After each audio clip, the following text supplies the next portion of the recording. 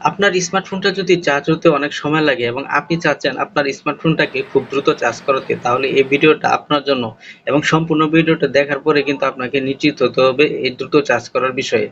বর্তমানে বাজারে আসা প্রত্যেকটা স্মার্টফোনটাই কিন্তু 5000 থেকে 6000 মেগা এম্পিয়ার বা মেগা হার্টসের ব্যাটারি থাকে, এবং বেশি দামি ফোনগুলোতে কিন্তু ফাস্ট চার্জিং অপশনটা থাকে বিদায় ফোনটা কিন্তু দ্রুত চার্জ হয়। এখন আমরা যেহেতু বেশিরভাগ মানুষই এই মিডিয়াম বাজেটের ফোনগুলো কিনি, সেইগুলোতে 5000 মেগা এম্পিয়ারের ব্যাটারি থাকলেও সেখানে কিন্তু ফাস্ট চার্জিং অপশনটা থাকে না, এবং এই ফোনের সাথে যে চার্জারটা থাকে সেটাও কিন্তু খুব কম অর্ডার, সর্বোচ্চ 5 থেকে 10 অর্ডার হয়ে থাকে, যার কারণে কিন্তু আমরা প্লে স্টোর থেকে বিভিন্ন ধরনের ফাস্ট চার্জিং অ্যাপস ইনস্টল করি। এখন আপনাকে একটা বিষয় মনে রাখতে হবে, এই ফাস্ট চার্জিং অপশনটা যদি আপনার ফোনে ইনেবল না থাকে, এই ফাস্ট চার্জিং অপশনটা হচ্ছে আপনার যে ফোনটা আছে সেই ফোনের হার্ডওয়্যারের একটা ফিচার।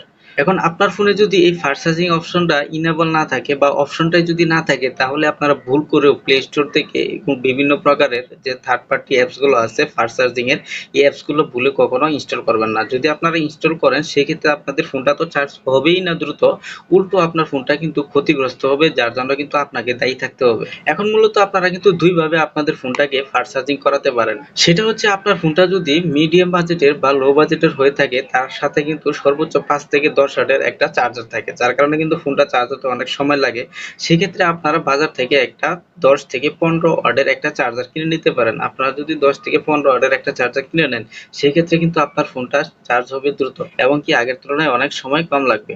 দ্বিতীয়ত যেটা হচ্ছে সেটা হচ্ছে আপনাদের ফোনটা যখন আপনারা চার্জে দিবেন, তখন আপনাদের ফোনটাকে এয়ারপ্লেন মোড অন করে দিবেন। এয়ারপ্লেন মোডটাও যদি আপনারা অন করে দেন, তাহলে আপনার ফোনটা আগের তুলনায় অনেক দ্রুত চার্জ হবে এবং কি অনেক সময় কম লাগবে। একটা জিনিস মনে রাখবেন, প্রত্যেকটা মোবাইল কোম্পানি কিন্তু তাদের যে ফোনটা বাজারে ছেড়েছে তার সাথে কিন্তু ম্যাচ করে একটা চার্জার দিয়ে, যেটা 5 ওয়াট বা 10 ওয়াট যেটাই হোক। আপনাদের ফোনটা যদি দ্রুত চার্জ করার প্রয়োজনীয় হয়, সেক্ষেত্রে আপনাদের ফোনে যদি 5 ওয়াটের চার্জার দেওয়া থাকে, সেক্ষেত্রে আপনারা সর্বোচ্চ 10 থেকে 15 ওয়াটের একটি চার্জার ব্যবহার করতে পারেন।